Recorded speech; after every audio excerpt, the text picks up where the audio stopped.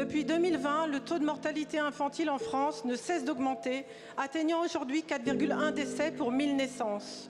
2800 bébés perdent la vie avant leur premier anniversaire et 70% d'entre eux meurent à la maternité.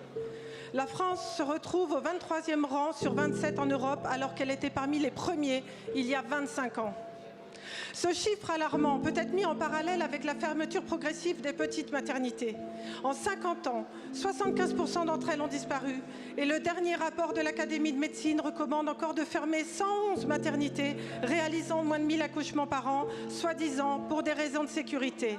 Vous accélérez donc les fermetures. Pourtant, cette logique de rationalisation à outrance, transformant les hôpitaux en usines à bébés, a atteint ses limites. La surcharge des grandes structures hospitalières, le manque de suivi des prématurés et la dégradation des services de protection maternelle et infantile mettent en danger les mères et leurs bébés.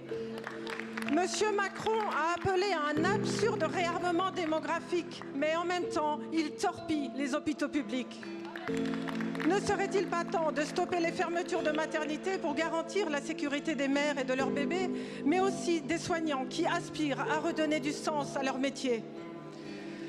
Par ailleurs, alors que le système de santé manque déjà de moyens, 1,1 milliard d'euros initialement prévus pour l'assurance maladie vient d'être gelé par Bercy sans explication sur la réduction des dépenses de santé. Merci à ceux qui n'ont pas voté la censure. Dans un tel contexte, comment justifier de nouvelles restrictions alors que l'accès aux soins des femmes et des bébés est en jeu? Monsieur le Premier ministre, quand et comment allez-vous prendre réellement en charge cette question de la mortalité infantile? Je vous remercie. Angeli. Hier, nous avons